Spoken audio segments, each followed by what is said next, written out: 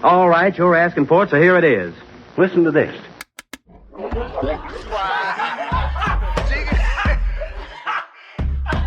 want you fuckers laughing at we partners pod, kid. You understand? We in here drinking, singing, swinging, all that shit, dog. We sweating, getting wet, all that. All right, welcome to the 89th episode of the Drinking Partners podcast. Yes, this is our Steve Smith episode because right now we're a smaller cast, but we putting up numbers, man. We're working hard. We're the hardest working podcast in the city, and we putting up numbers.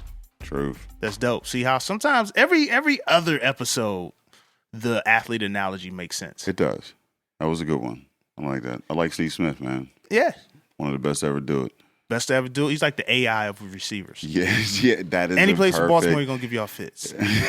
He's going to give y'all fits this year. I am half of your host in tandem, Ed Bailey. I'm joined, as always, with my co-host, Dave Bracey. Say what up to the people. What's good with you people? We are Drinking Partners, and if you're looking for us, you can find us on epicastnetwork.com/partnerspod. You can find us on iTunes, Stitcher, Libsyn, and Google Play. We're Googleable. Under Drinking Partners. And you can find us on IG, Facebook, and Twitter at PartnersPod. 89 episodes, man. You know, we're going to say the same thing, man. Rate and review. Hop on iTunes, takes 30 seconds. You know what I mean? Rate and review. That's how we know what we're doing well. That's how we let others know that we're doing well. And that's how we continue to do well. So please, rate and review. You love us. You tell us you love us in person. Now, just put it on the internet. That's all we need. True. 89, man. This is the second of two. If you follow the cast, you understand what that means. That has significant meaning to this episode because Day and I, we don't know where this is going to go. This is our second. We were drinking on the first. Yeah. We had Creatives Drink, rather, on here. We had Cody Baker, Chance Humphreys on here. Shout out to them. Yeah, it got lit. Got invited to a yacht party. As the young folks say these days. And we got invited to a yacht party. So it was that kind of a podcast. Yeah. So hopefully the next episode we talk about this damn yacht party that we went to and all the crazy things that happened because apparently Day wants me to show up in Jordan slides to a yacht party. That's the only way to do it, man. That's like you got to be full Negro. I feel like you're not going to show up with Jordan slides. I feel like you're going to show up in corduroys and hard bottom shoes. Like I already see your outfit. But I feel like you fit. A polka dot shirt, corduroys, and not like regular color corduroys neither. Like you're talking back of Gabrielle Brothers corduroy, like a mustard yellow or not even mustard, honey mustard yellow, honey mustard yellow corduroys with hard bottom brown shoes and a blue and white polka dot shirt. I'm calling it for Dave Bracey. And if he's really in his bag, he's going to have on a Neo fedora. Like, I'm about to go shopping. Like, that sounds like a fit. Like, I might wear that to the 100th episode, man. Don't do that. But yes, shout out to them. Always a good time. We got a bunch of shows coming up. Yeah. 22nd, we got, 22nd Apis Meadery, the Aggravated Assault. Yeah. Shout out to Dom Shuck and Aggravated Assault. We'll be down there.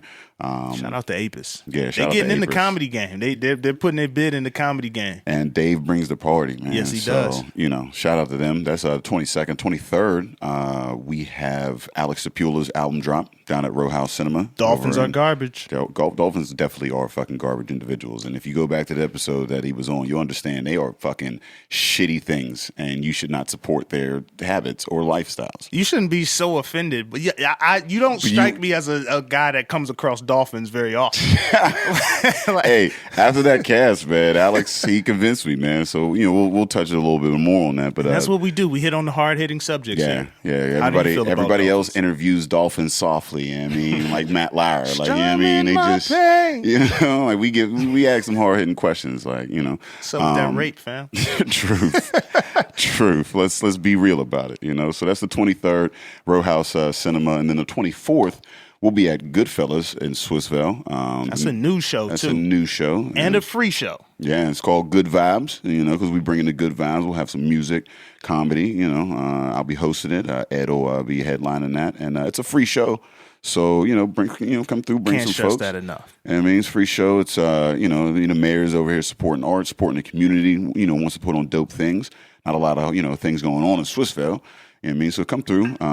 Big and shit popping in Swissville because we going to be there. Nah, yeah, we won't get this shit popping, whatever. They got $5 Long Island, so you can get your turn up on or whatever. The food is amazing. I had some of that while I was down there. Whatever, they had these fried pickles and mushrooms and shit. You always man. got to say some weird shit. I Hey, thought you was going to say man. some wings or something. Hey, this shit was Fried was pickles. on. Food is awesome. I had some fried pickles. Shit's Come on, man. fried. That's the thing. Like I ain't You got to think it go was, with a universal food, Hey, man. I thought it was. I ain't know what the fuck it was, and then I had it, and I was like, you know what, these ain't bad. I'm like, You ain't going to sell the listeners on fried pickles. Only a small portion. Listen, they got some fire-ass wings and $5 Long Islands. That's like the Swiss Army knife of liquor. You're getting everything you need in that Long Island. come for the drinking partners, stay for the fried pickles.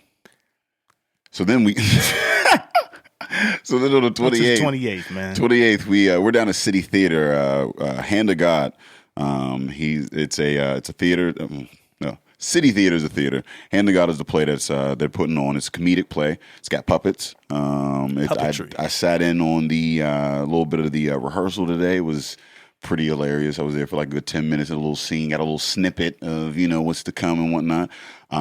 So they'll do the play starting around like 7:30 or whatever, and then after the play 9:00 we will be doing the after party. And we'll be interviewing the cast and crew on a podcast, live podcast, and it'll be sponsored by Wiggle. So, Come through. Wiggle, wiggle, wiggle, wiggle, wiggle whiskey. And you don't know if we're interviewing the people or the puppets. You don't know. Just come through. We might be sitting up there talking to puppets the whole it time. might happen. That should happen. Yeah, we should. I'm finagle claiming that. it. We should finagle. I want a motherfucker to have to sit under the table the entire interview and do Pause. a puppet voice. Yeah, pause that. Thank you for pausing that. I don't want anyone to get the wrong idea. 29th, we're at Dorothy 6 in Homestead. Yeah, October 29th. that's Dorothy September. 6. September is it? Yeah, we're still in You September. know what? My bad. Second episode. 29th, September 29th, Dorothy 6, man. We did a show down there before, upstairs and whatnot. It's a dope-ass venue. It got a nice, Love that venue. nice beers on tap. Cocktails are dope, and the food menu is really good. Like, it's a classier affair, So. Yeah, right across the street from Studio AM. Shout out to Baron Batch, episode 45. True. And Call then, back right there. there it is. And then, speaking of Baron Batch, he will be on the 100th episode. That's November 12th down at the Playwrights Theater. We'll have a podcast with Baron Batch, Rick Seaback, and who's the John Fetterman. John Fetterman. And then we have 5 brewers coming through for beer tasting. We've got Apis Meadery, Rock Bottom. We've got Bloom Brew, Shoe Brew. Full pint. Full pint with a special release. And then we've got McLaughlin Distillery. So if beer's not your thing, maybe you like, a little bit of bourbon, maybe you like a little bit of vodka, they got that. Yeah. So, And T-Robe T will also Robe. be giving you 30 minutes of comedy. True. So it's going to be a hell of an event. Yeah, you got music, comedy, podcast, and a beer tasting. November 12th for our 100th episode. And if you're looking for tickets, that's at purplepass.com/partnerspod100. That's come 100. show love. Come show love. So before we get to 100, we got to do 89, and we have a very special guest here today. I'm very excited to interview this young lady because from what I understand, she's as opinionated as Dave Bracey. So look for me to be very, very, nigga, you opinionated. You don't have opinions? I have opinions. I never agree We're with yours. 89 episodes in of your opinions. You're not opinionated? No, you're opinionated. I have opinions. There's a very, very, very distinct line between the two. Do I have to go into Eminem again? That happened. That was a thing. That was an opinion. And it was aided. I feel like, we'll ask this young lady. I feel like I was right. That's an opinion. You can catch her. She has a podcast, Super Luscious. She has another podcast called Good and Terrible. And you have to say it like that. A blog, Red Beam Dreams, not to be confused with Triple Beam Dreams. This is not drug advocacy. We have Melanie Williams in the building. Say what up to the people. Hey, the people. That's our first hey You the are people. you are the You're people. the first to acknowledge people as the people. The people. Very all-inclusive. Nobody's going to know me as Melanie Williams, though. What are they going to know you as? Beauty Jackson. Beauty Jackson. Beauty Jackson. Okay, so we're going to start off with your Twitter name. We normally go straight to the Twitter at the end, but Yeah. Beauty Jackson. Because people know me as Melanie. They never, I use my last name isn't hidden or whatever, but I use it, but not often most people, like even when they approach me, they're like, "Hey, Miss Jackson," I have no idea who they're talking to. Well, now I do, but So wait, your last name is Jackson. my last name is Williams. Your last name is Williams. Okay, Yeah. now I'm confused. But all right, Yeah, your last name but is when people Williams. approach me as Jackson and they call me Miss Jackson, it took me a while to get. Is that where did Miss Jackson come from? How did that Beauty come Jackson about? actually came from. It's a Ghostface song. It's a Ghostface Killer song. Yeah, and he's talking about this fly ass older chick, and I was like, I think that's me. All right. So You're you know, milf. Did not make I the believe in connection. myself. I'm kind of milfy. I'm low-key milfy. Milfy. Yeah. I have milf days. You have milf. So what's a typical milf day? Like, how does a milf day come about? I don't know. It's like my Spanx is sitting right. Yeah, everything is together. I got my concealer together. My eye bags ain't cutting up. You know, that kind of thing. I got bad bags. What should concealer? Yeah. Okay. Yeah. Okay. I'm not Touch wearing. that And maybe a Yeah. beauty blender. Yeah, you know, that helps. So who is Beauty Jackson in your estimation? How would you describe Beauty Jackson?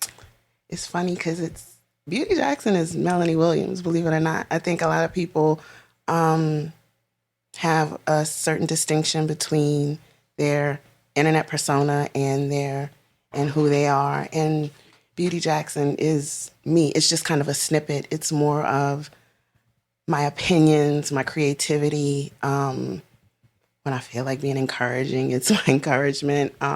It's snippets of who I am, just not all of it, because I'm still kind of private. Even though I'm very out there with my opinions, I'm also very private about certain aspects of my life. Like I'm a mother and I'll talk about my kids, but to a point. Right. Well, kids should only be on the internet to a point, in my opinion. Yeah. To a very specific. I talk and to be perfectly honest, the reason I think my kids are even on the internet at all, because at first they weren't around at all. When my Twitter life or whatever started intersecting with my Facebook life, my son got ill. And he had acute myeloid leukemia. And so people were seeing me kind of talking about it on Facebook because I live far away from my family. So that was how I was kind of keeping people abreast of what was going on. And so people who follow me on Twitter were kind of whispering what's happening. So it got out, that, I had, people knew that I had a kid, or two kids, but that one was sick and things were going on. And it became a little more, I think people got a little more personally invested in his well-being. He was 13. So when you hear about when you hear about a 14-year-old child with cancer, you're automatically gonna have a certain investment and interest. And so to that extent, they are a little more public. My daughter is now 15 and she wants to be in media. So I put her like in a kind of controlled, like she'll be out there a little more than she used to be, because I'm able to watch her. I'm able to kind of gauge what she doesn't have her own social media. So whatever her presence is kind of filtered through me. And so that way I control what she exposes and what people are exposed to. You got to be conscious about of that her. as You a have parent to. now. You have to, because she's my baby, but she's also a young lady. And people, tend to, not every person is a good person. So I have to kind of balance what she puts out there. And she's a really innocent kid. So I kind of put boundaries on what goes out there. My son is a little bit older. He's a little more independent, but he's also more reserved. So I don't have the same concerns that I would have about her. It's crazy, like when you said like your Twitter life intersected with your Facebook life, because like that's true to life. Like it's like my Facebook world, I'm more like open and the whole nine, but like Twitter is just, it's for the ratchets. Like it's Twitter's for the ratchets. Oh yeah, like Twitter is just like it's bedlam, like it's fucking mayhem. You know what I mean? Like everybody vying for whatever the fuck, but like Facebook is a little bit more control. Like with the comedy or whatever, it's harder to be like, and it's crazy because like I'm at a point now, like Facebook was kind of a catapult for me getting into comedy. People are like, oh, you're funny, you should do this, stage, da da da da. Like, but like it started out for me was just a place that I would just dump my shit on. Like I was at work and I was complaining about work. I had a very small group of people that like I had on my Facebook, so I knew where the information was going, how it was, who was picking it up. I didn't even use my like government name or anything like that. And then like now that I'm in comedy, like now I got like 1,000 friends. I went from like, 50 or 60 to like, 1,000 people that I'm like Facebook friends with. And I don't know 90% of these fucking people. So somebody's like, oh, I just bought a new house. Like, congratulations, you? Like, what the fuck? Like, sometimes I'll meet people and like, they'll be like, oh, we're Facebook friends. And I'm like, oh shit. Like, you know what I mean? So like, I've lost that kind of, that haven. Yeah, Facebook is definitely more personal. Yeah. Definitely. For a long time, Facebook was just my family. People have started, and the people that I was like early on, there were like a few people from Twitter who kind of floated in, but now it's like this influx. I don't even know the people who are friending me anymore. Although most of the people that are friending me now, I loosely know, or I might recognize an Abby, and sometimes not even that. Mm-hmm. So I don't know. It's weird. It's funny because Facebook is the reason I created a Twitter and went into podcasting, because once my daddy got on Facebook, I was ratchet on Facebook at first, and then when my pops got on Facebook, I was like, oh, well, there go the dick jokes. So yo, my dad is on my Facebook and he comment on everything I fucking post, man, and it be old dad shit. He comment like, "That's my boy." Like, come on, pops. Oh, he's man. proud of you, though, man. I'm not mad at him, but you gotta swag it up a little bit, man. My brother is on Facebook, and he was like on my profile, like, yeah, that's my little sister. I'm like, now I gotta shoot somebody because all these people think I'm a thug, and you kind of making me look like a punk right now, and they gonna talk to me crazy. True. So you have a blog and a couple of podcasts. What do you talk about? So Good and Terrible is Good and Terrible, the Good and Terrible show. That started out with me and my homegirl. I'm just Siege, CJ. We met on Twitter, and we had a lot of the same opinions, and we had a lot of different opinions. But we're both moms in our, mid-late 30s, and we both felt we were pretty fucking funny. And we're like, you know what? I think we could do a podcast. And this was, 2 years ago. We kind of bullshitted around for a while, and at first it started out as a comedy podcast, and then we realized we had this increased listenership. Is that a word? Am I making up things today? It's real to us. Yeah. So once we realized that, like right after our podcast jumped off, Mike Brown got shot. There were just all these social issues going on, and we had all these listeners, and we're like, okay, this is happening, and we can't ignore it. And yes, we're a comedy podcast, but we couldn't ignore these things that were happening.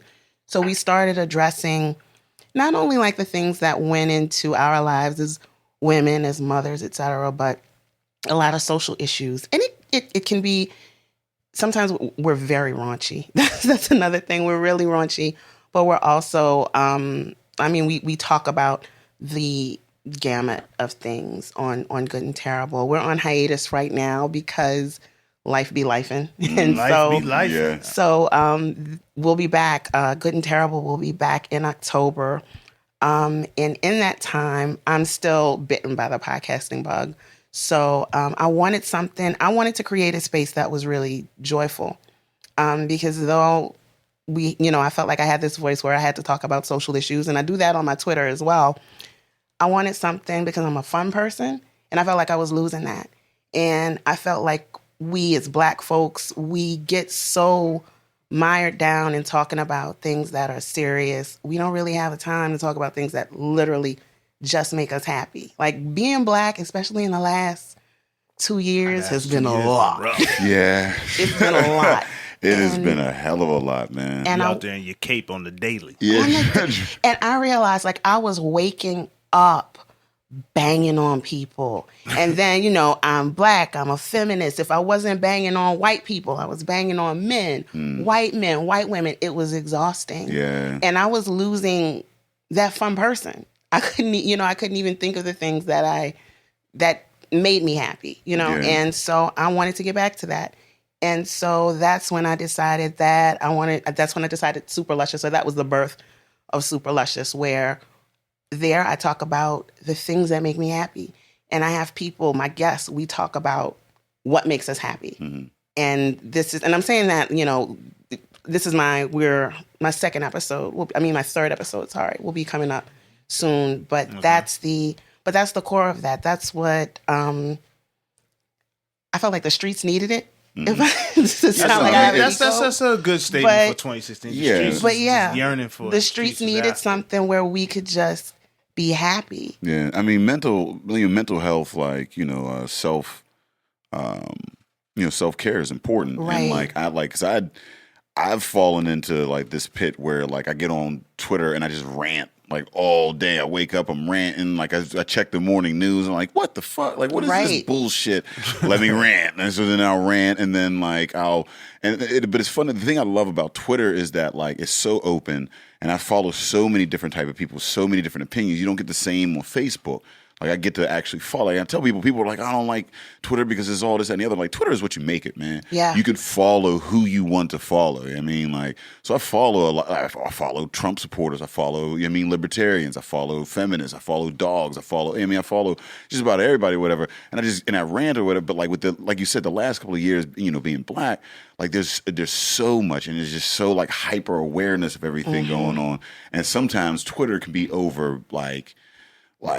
overwhelming with the amount of information, especially you're following all the news and all, Right.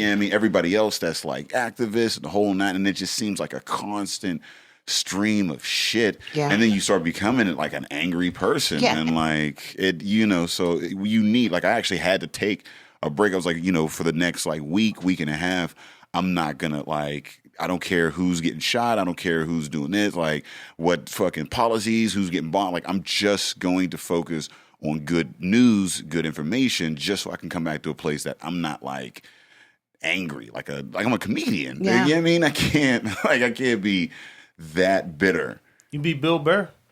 Could be Bill Bitter Burr. about everything. Yeah, he's bitter about He's a little that. angry. But he's a genius. He just had a crazy, good rant about the Kaepernick situation. Yeah. He said fucking like 37 times in the rant, but it was definitely dope. What are some of the things that make Beauty Jackson happy? The simplest things. I have this like ceramic mug, and it has a ceramic spoon that is specifically for that mug, and that makes me happy. Like, it sounds so dumb, but I saw it and got irrationally happy. And the first thing I do, like every day, is I drink out of that mug because it makes me happy. I used to have a mug. What It was happened to an the elephant mug? tusk mug, and then it cracked, and it was, I don't want to, Yeah. it hurts. I was Sounds there. sad. It is very sad. I was there for the whole life of it. It was. Did you it break was a his mug journey. day? There might be. I feel like he may have, man, because until I brought it here, it was good money.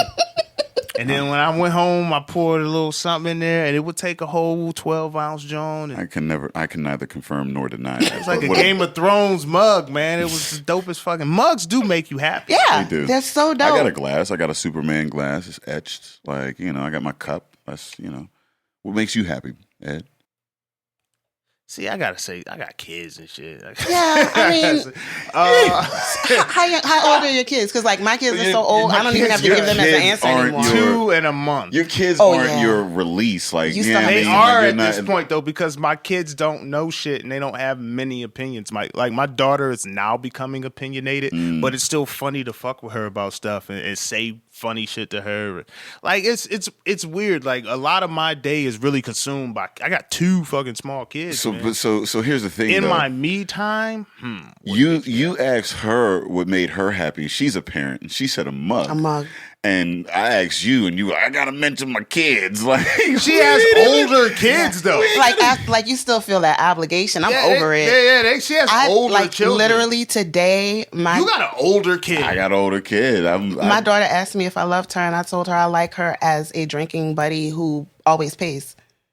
And then I walked out the room. Boom! I can't. I would crush my daughter if I said. But let me tell you what you should do. Let me tell you what's gonna make you happy. You have to teach her to play Uno, and you gotta whip that ass. I was gonna wait till 24 No challenge. No, Because she can learn. no. That's not the fun part. When they learn, it's what? So again, my What's kids 24 challenge? What? 20? Yo, I was a beast at fucking 24 challenge. This is a card game where you put a card down, there are 4 numbers, and the first person to tap the card and figure out how to create 24 out of those numbers wins. I was like a fucking champion at that shit. No. It's a learning game. That's a dope game, man. Beat It's that a ass. learning game that I would kill her in until she's like at college. Like, I don't know, like comedy, man. See, I have a comedic outlet, so like not only do I just podcast, I go actually perform. Performing makes me happy, like being able to go somewhere and talk about shit and like make people understand what the fuck I'm talking about. Even if, and then here, because I don't look like the audience most of the time. See, on the internet, you don't see your audience until they engage with you online, and then for the most part, fucking face. They will reflect you in some way. But like when at a show, I get booked on a show. Whoever does the show is going to bring the audience. That audience can be anything. It could be a bunch of hillbillies from mid PA. It could be an urban audience. And every time that shit works, and I win, and I get to win a lot. So I really do like comedy. That's sad, man. Word. Comedy is my outlet. Sad. Yeah, it is because comedy is also a job. Your job can't be your outlet. Yes, it can. Well, that's the point of this, is that we make it like that is. Like, you know, Yeah, your but when day, you get more your serious, it day gets job, more stressful. Yeah, your Yeah. day job It's isn't your very outlet. stressful. But it brings on stress or whatever, but it's also something that you enjoy doing. So you get fulfillment from that. Like, I mean, you don't get the same fulfillment from your 9 to 5 that you get from your 5 to 9. You know what I mean? I feel like a stereotypical black man. Like I gotta get more in touch with myself. Ed, what makes you happy? Let me figure this out. Why, Dave? Well, what makes you happy? Naps. Naps. Those are so great. But Those are so, like, they're so few and far between. Like, days that I don't have to do anything, that aren't booked for anything, just a whole 24-hour period where I don't have to leave the bed, like, other than to get food or some shit, like that brings me the most joy. I get maybe 3 of those days, 4, you know what I mean, a year. Like, it's like a quarterly type thing where I just got to do nothing. And you know what I do on those? I take naps. I wake up, I feel older kid parent. like I feel like rejuvenated. You know, like you feel rested after a nap. Say you take a nap and you don't do anything else, and then you go to sleep like at a regular bedtime, and you wake up the next morning, you feel like a Super Saiyan. Like you feel like you got superpowers. You're like, holy fuck. Those. I remember naps before I had 2 fucking infant towers in my house. I remember what a nap felt like. You know what a nap is now? A rude awakening. That's all it is. I had a 1-month-old. I take a nap and he fucks it up. And then he don't even want nothing. He's like, you was asleep. I didn't like that. He wants your joy. I was He wants your bored. soul. And then my daughter will say that. Daddy, were you sleeping? Yeah, I was fucking sleeping. I'm up now. Now I'm going to spend the next 3 hours trying to put you to sleep so I can go to sleep. As soon as I go to sleep, you're going to wake up. And Entertain me. It's just this never-ending cycle of, can I just go do this show? Because once I go do the show, it's all about me. Yeah. So maybe that is a good outlet. That is a good I feel outlet. good. I feel like I'm going to go give my dad some therapy. Like, Pops, what makes you happy? Do something for yourself. I feel like that's a hard question to and I think people are drawn to people who have this greater understanding of self, because a lot of people are searching for it. So like when you have a very strong online presence, it generally lends itself to you being a very, not necessarily, I don't want to say very opinionated, but very secure in your opinions, very like forthright with who you are, and people can invest directly in that. You know what I mean? So like how you were saying Twitter and Facebook are separate, it's because you look to those for specific type of posts and things like that. And I guess when you find someone who's going to create that online following, is because they have a very specific thing or specific way that they are. You know, you could talk about a range of things and you talk about a range of topics, but you are always Beauty Jackson, or I don't know if you even, are you Melanie Williams? Well, you said they're one and the same. I am Melanie Williams. Do you find with most people that they are one and the same? They're online and not always, because and I don't, a lot of people will say this and use it as a pejorative. I think some people are just more shy in person, and I don't, take that away from them or whatever. And some people are just more reserved. Or, some people just have like social whatever the fuck, and they're just not good with people in person, but they're great on screen. And you just kind of have to accept that. I just happen to be one of those people who it's just too much for me to be not myself. Like even on Facebook where I have like different, a different type of people, like it's mostly my family or whatever. Mm-hmm. If my family were, I talk about a lot of raunchy subject matter on Twitter, but if my family were to happen upon my Twitter, it would never be like, oh my God, I had no idea this about Melanie. It was just that I don't discuss it that often with you, but there's nothing about my personality that would make it a shock. If that makes sense. Yeah, it's one of my aunts. I think she still follows me on Twitter, and I was like, "Okay, TT, coolest, yo." I was like, TT, you found me here, and I'm gonna say fuck a lot, and I'm gonna talk about dicks. So I don't know. You like this is your call now. You got aunts, man. They be out there like that. Like they be real. Like I got a super churchy aunt who loves sex. Like. Yeah. And it was weird when I came, not anymore, she old as fuck, but like I would hear her say little shit to my mom and I would be like, damn, auntie, like super churchy. But and then one time I brought this chick home and she asked my girl if she was satisfying me. And I was like, yo. Did she answer though? How gully was I don't know what, like, I never will know what she said directly to my aunt. I just know later that night we were chilling and she was like, so when you went in the house, your aunt was like, how long you been dating my Eddie? You taking care of him? Like, oh my goodness. And then she said, yeah, I check. She's like, no, are you taking care of him? I'm like, oh, shit. I was like, yo, I couldn't even prepare you for that because I don't see that side of her. She needs to be the one that she's like my Christmas presents better be bomb. That's my biggest wingman right there. Truth. And I didn't even you gotta know introduce it. all of them. Like I was like, well, I don't, but it's your aunt. Like, hey, man. She ain't gonna listen, but if she does, she know exactly who the fuck she is. Like, how dare you ask? But appreciate it. Definitely appreciate it. You gotta take the teeth out. Come on, fam. Like, you can't add to it. It's still my aunt. That's disrespectful. It's not our aunt, though. That's why it's wild. It's wild disrespectful right there. Like, now I regret bringing that to the table. Yo. Oh, my God. What if hey yo, I don't even Christmas is gonna be all fucked up.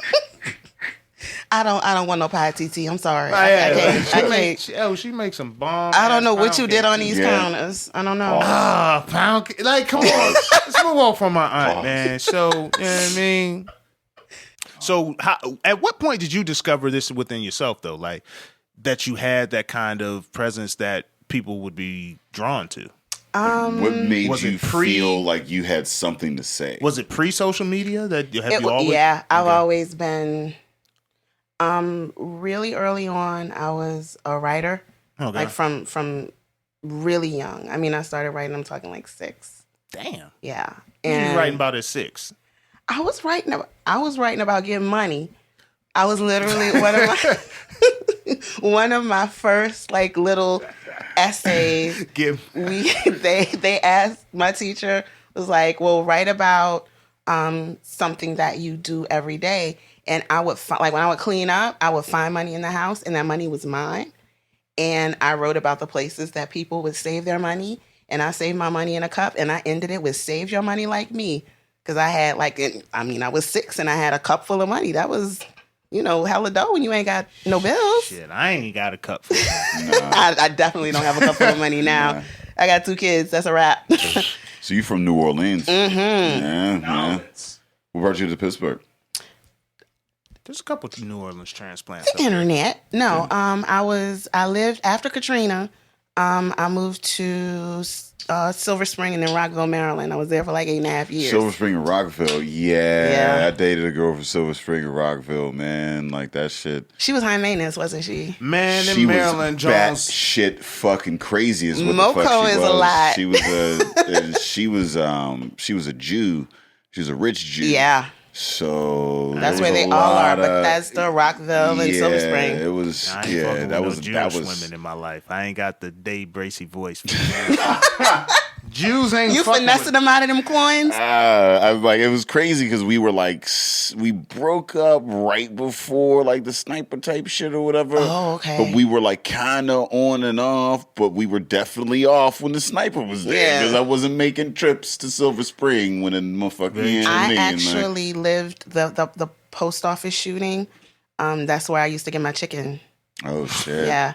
And the weird thing is they would always talk about it was the post office shooting when the person actually didn't get shot at the post office. They got shot at the crisp and juicy chicken joint. He was because the chicken spot shooting just don't have that same ring. It don't have the same ring. That Yeah. it pisses me off about media because they wanted to make it sound better than chicken. Two, it just pisses me off about the fucking shooter because like, come on, man, like because it was a nigga, and that was the thing. It was Right. it was a black dude, and nobody was like, oh, that's a black. We always just like, oh, see these crazy white motherfuckers out here doing this shit again, and we found out it was a black. That was the first L. But Yeah. then to find out it was a black shooting niggas at his chicken shack, That was that's the awful. second L, man. It's a hate crime. It's a hate crime. Come on, man. Come You on. can't shoot a motherfucker at the chicken At spot. the chicken spot? Like the chicken spot, your guard is all the way down at the chicken And the chicken spot. was so bomb that didn't stop nothing. Oh, well, you still hitting the You spot. still getting Yeah, you Like, you just going gonna try to see if they can make deliveries. Right. Yeah, you gonna bob weed, you going You just gonna serpentine into the bitch. That's right. You just ain't gonna go to the chicken spot during certain hours. Like when Yeah. Right. Uber ups their prices, like you ain't fucking with the chicken spot. But a 4:30 chicken run, Yeah, you in yeah. the spizzle. DC Sniper. Yeah. That's I so- moved not too long after that. Right. Did you get some of that Marilyn Jones mentality in you? No. Pretty girl. Yo, Marilyn Jones, man. It's a very They make you work for it. Well, Yeah, I mean, I'm a New Orleans girl, so I don't know. We're just a different breed. I don't even know how Never had a to New Orleans explain show. it. We're a different breed. My knowledge of Southern women they are fucking amazing. They believe Yes. that the key to a man's heart is through his stomach. They cook a mean fucking meal, and they ain't afraid to approach you. Yeah. So those But were they're the, also not afraid to shoot you. No, So- yeah, Very well, hospitable. yes, We'll just yes. call them that. Every female in my family, and I don't care if they're listening because they all know it. It's crazy as fuck. They may stab you. Yeah. So it's just a thing that I grew up something around. about that element of possible domestic violence on your end draws you a little closer. Yeah. Yeah. You know what I mean? Yeah. You be like, okay, she a little wild. Yeah. She a little wild. I fucks with that. Yeah, it's Some weird. women are the dopest. Your grandmothers are dope. Yeah. Southern Yeah. women. It's and part of it is a lot of Southern families we stay close to one another, like geographically. Family I mean, you close. have the people who move away and whatever, and like I'm now somebody who moved away, but I didn't move away until I was like 28, and it took a natural disaster Yeah. to get me to leave.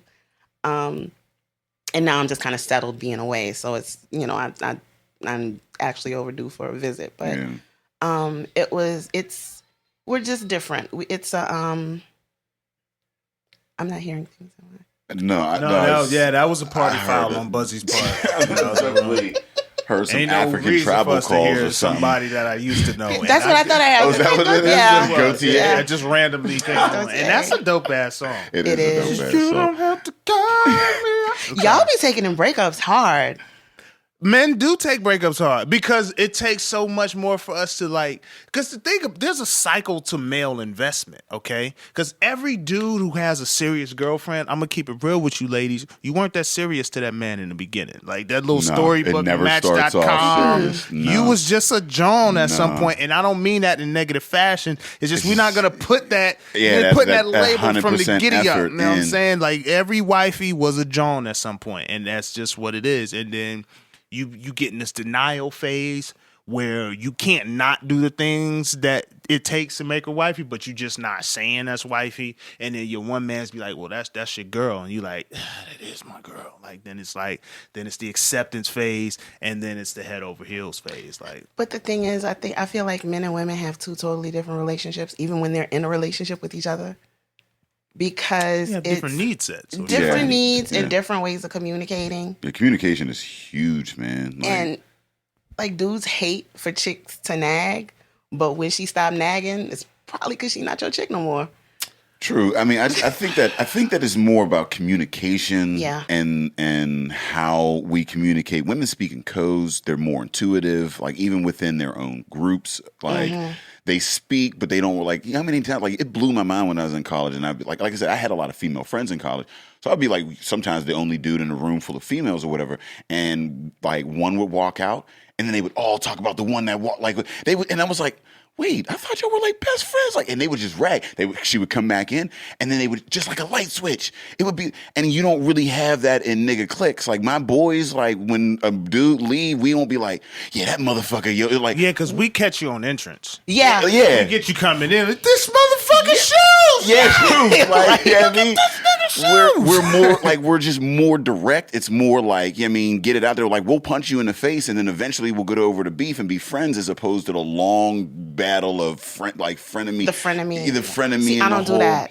Yeah, so but in a lot of relationships or whatever, you have that code speaking, whereas like men are more direct, and like women are asking, like when I say like, yo, I want to go, out like and get some fried chicken, women are like, well, what does he mean when he says, you know what I mean? Like whereas like What's that's his mood? What's his mood? What's his How does he motive? normally feel when he wants chicken? Yeah, like is this a sign for something I just else? want some fucking chicken. Yeah, but It's like, something that you have to unlearn. It really is. It's something Yeah. that I had to unlearn if I ever wanted to be happy with anybody I was with. It's like, okay, until you say you wanting chicken means something else, then okay, I guess you want some chicken. I guess Yeah. real niggas eating chicken today. It takes a minute. It's one of those things for me. I'm very direct, so it's hard for me like to play the women game, but I'm also not one of those I can't be friends with women people because it's like, no, it's I not. hate that. Like, how the No, fuck it's you ain't whack. got no women? You a female? What you mean you don't have no female Because friends? you fucked all your friends' boyfriends. And I ain't don't be nobody trying to fucking fuck with after you. some point. Like, you know what I mean? Like, I had a couple female friends. I fucked most of them. Like, No. I'm not because- saying you specifically. No, I'm just saying that if woman. you cool with somebody, y'all the opposite sex, like it's gonna go down. Like It's- after a while. that's crazy. I've never smashed a friend of anybody that I've ever been in a relationship with. I feel like I lost out. Like I feel like there's been some kind of like Truman Show shit that's going on, that I'm in a bubble where like it don't it just, never end well, but you do smash. Well, You say you haven't. I'm not saying everybody has to, but I'm saying No, a lot I'm not of saying times it has. you do end up doing that. I'm envious of it. Like, yeah, I mean, like it's a thing that happened to people that I'm like, because there's been times where I'm like, yeah, it's just never the opportunity never get. I'm like, how? Opportunities there all the time if you're friends. Oh, I mean, man. you're chilling. That's- I mean, y'all hanging, y'all talking. Yeah. They like you. Like the opportunity's always there. That's Women crazy. have weird rules when it comes to that. Let's hear some of the. This thing I'm taking over. Well- this shit. Me and you, we about to connect. Women have weird rules because you cannot date their exes, but there are a lot of women who will date your ex. Yeah, they You know, or they do like the lick the cookie thing. So I've been with that dude, so you can never be with him. It's like, okay, y'all went on 2 dates. okay. That's what, like for Yeah. us. For me, it's like if I'm I a was lick the cookie in guy. a committed relationship for a while, then there's a cool off period. And then after the cool off period, like, I mean, one, I don't understand why you would want to get into the same shit that I've gotten into or whatever. Yeah. But like, once there's a cool off period, depending upon how long we were together, then yeah, like there's like, if one of my boys wanted, like right now, any of my exes, if one of my boys was like, I'm dating her, I'm like, hey, more power to you. That's just, you know what I mean? Like now, the day after, that's a little weird. You know what I mean? Like, but there's no like never gonna happen. My hand is raised. I just want to say, and I want to put this on the record. I'm anti-homie smashing in all fronts. I don't smash none of my ex's friends. I've never talked to none of my ex's. I'm not with that shit at all, and I'm against it on the other end. You just don't. It's just why? What you doing? I feel You it. my mans, and you gonna smash my ex girl? Like nigga, you was my mans when that was my girl. What was you thinking? Yeah. And what were you thinking? Like Yeah. I can't. And you can't explain that away from me. Like nobody, first of all, if you my homie and you my girl, y'all shouldn't be in more interaction once we break up. Like then Yeah. you made that decision. Unless y'all start working together or Yeah, some I shit. mean, yeah, well, it we depends, broke yeah. up and then you start kicking it with my homie. Like, nah, y'all was feeling each other. I don't And know. I I mean, can't fuck with that. All my I'm exes not are gonna- dead. So Damn. So you're So Black like Dead Widow. to you? dead to me. Okay. Oh, okay. So I was about to say, like, no. Black Widow, I'm like, not. I some- don't know. I say, So, damn, that's that but- New Orleans like Nah. third So war it's- hot boys. I'm out like I like people who are like overly invested in the lives of their exes. I don't get it. I have no idea what any of my exes are doing right now, and some of them I'm friends with them on Facebook. I have no idea what they're doing.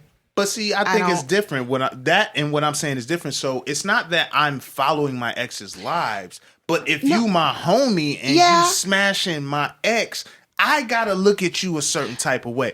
I'm not that. gonna interfere. I've had this situation come up where my homie ended up smashing my ex. He actually lied to me about it, and then I found out. And my issue was, and I told him from the gate. Y'all give booty call No, book reports? No. She just randomly told you? No, it just came out the way it happened. Shit happens. It happened. People talk. Yeah, I mean, It like came out. your bodies you've caught, somebody know. You ain't never caught a body just between you and that person. Yeah, So once it gets to somebody. the second person, Yeah. it's out there. Yeah. Yeah. It's out there. You know what I'm saying? You could tell your mama some shit and it might get in the church. You feel me? Yeah. Like Yeah, it can that's happen. true. So I found out, and my position had always been, I'm not gonna stop you from doing it.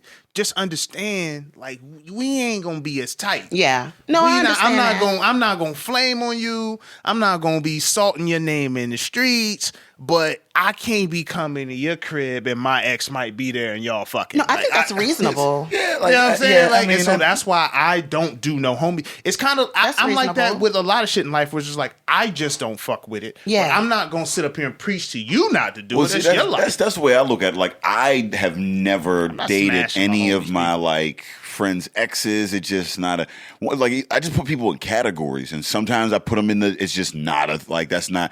It's not worth the bullshit. Same thing like with people I work with. I've never smashed anybody that like you know what I mean. I work with them because it just doesn't like it's tempting, and I know how it could be high or whatever, but it just is not worth the bullshit. So like It's I not, put those people but I in don't. categories.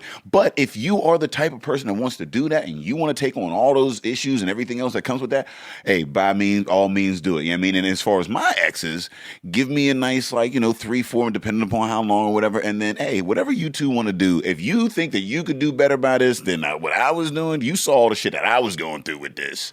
You know what I mean? If you want to pick that up, by all means, whatever makes you happy. And I don't mean tight friends. I mean like, you know how, so Acquaintances. acquaintances. But they ain't yeah, friends, like so I only got like tight friends. friends. I've never smashed any of my friends. I only have exes. tight Yeah. friends. Everybody Yeah. else is somebody I know. Yeah, I have like acquaintances. I mean, I lived in DC. It's a pretty sociable, like the I whole smashed East a couple Coast homies is. down there. Yeah, it's a kind of. DC, man, you was a DC, you fit right in. I was- There's some There's good some meat down folks. There's some folks meeting folks out there. It's a good time. You say Good good time. meat? Yeah, but I said it. I was talking about females, though. Don't. I know that, Just but that's relax. still That was very was Theo even- Huxtable of you. That was even worse. Like you should just call him a burger. Yeah, you like No, go- it was more misogynistic than Paul's. It's admittedly misogynistic. Like, But it's. just, I mean, I get it. I get yeah, it. it's if, It's there's a lot of people. There's a lot of Chocolate City. attractive black folks I don't in know if that I could live area. there. I really avoided for the most part DC men though, to be perfectly honest. Really? Yeah. I think in 8.5 years, I think I fooled with 2 guys who lived out there who were actually locals. So did you run into the DC Mogo PG County thing? Like, is there beef there? Because here's what I learned at college, right? People come from, because I went to college here at Pitt, so Pitt gets an Yeah. influx of New York, DC, Yeah. Maryland people. So on the surface, all New Yorkers fuck with all New Yorkers, all DC area people fuck with DC area people. But then, like when you was talking about, Yeah. when he was talking about you being in a room with a girlfriend, a girl walk on, then all of a sudden Yeah. you get in that clique, and it's like, nah, that motherfucker ain't from DC, from Yeah. PG County. Like, damn, That like it's all the happens. same to me. Like, That happens. There are differences. Like there's a difference between PG County and Moco. There's a difference between PG County and DC. Like there's a difference between the counties and the actual district.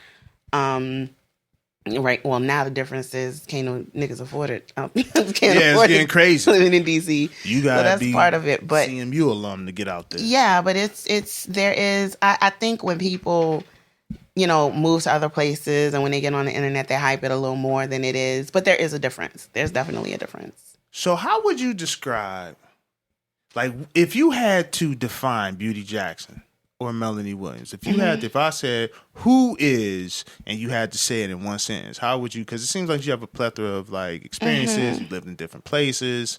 You seem very balanced as far as opinions and things that you're into. So how would you? Am I giving you? No, Okay, I would good. say I am an eclectic life student. I love to learn. I love to learn about Damn people, it. and yeah, I'm an eclectic life student. That's a good good answer. That's a good Twitter Good bio. answer. I'm a writer, so Eclectic I kinda, life student. That sounds like an Andre 3000 album. Yeah. Yeah. At least a song. Yeah. Eclectic life student. Andre, if you hear this and you name your album that, just like, send me some dough because I got 2 kids and I'm putting through college. So today, okay, so funny thing. So Yeah, fuck a shout out. I need a check. right, I'm always about like, okay, you about to use this, money. Since the I age of always, 6. I've been trying to get money from the jump. So funny thing, John Lennon's son, Sean, was talking shit. He said something like mansplaining is a sexist term, which mansplaining is basically a term that people use to, Like when you have to tell Ed that you shouldn't refer to women as meat. yeah, like that. Well, no, it's more when it would be more Ed explaining to me why referring to women as meat is okay. More than And that. I've never There it said is. that. Yeah. I openly He did acknowledge admitted what the it was. misogyny. Like I knew what it was. I It was got it. just He to knew what it me. was, but- I was only commenting on Yeah. the women in general in their physical appearance, so I didn't feel like I needed to be all deep with that. So- Some good meat down there. It's like you just look at you be like, yo, that's nice. So now we know what Ed feels, and now we know what mansplaining is. Exactly. So but it's. Why are you it's- trying to make me out to be like a super misogynist? No, you're just a medium misogynist. No, it's not even. I'm just a real person who will acknowledge that a certain geographical area has attractive women physically. Can we be Yes, real? they We're do. all terrible about something. Like we get on, we're more. I think we're more in tune with what people, not wanting to necessarily go overboard with hurting people and being deliberately harmful. But we all laugh at our awful shit. I Well, think you have after, to I have think that. after 89 episodes, people will fully understand how terrible the two of us are. I don't And think I don't think we're that terrible, I man. just like the fact that I started out as the bad guy. Like he used to actually Yeah, I drop did, like fucking- warnings all of a and sudden. disclaimers. And now I get to revel in the fact that I'm not alone in this bullshit. Well, yeah, I am the bad guy now. But what I'm saying is, look, if you go sit up here and listen in line and say you don't look at people's physical attractiveness, then fuck you. I didn't say the only thing that they doing. They living in DC, they doing well. You know what I mean? There's something good about that. But I'm just saying, if you looked in that city with some binoculars, Eh, you're mansplaining now. There yes, it is. Now We've you're got an doing it. example. We've got a definition and an example. you gotta That's awesome. mansplain. You So gotta he- mansplain sometimes. So he said that mansplaining was a sexist term. Like, nigga, no. So all I said was, what kind of fart sniffing daisy chain did you participate in to come to this conclusion? And he said that that sounds like a good title for his next album.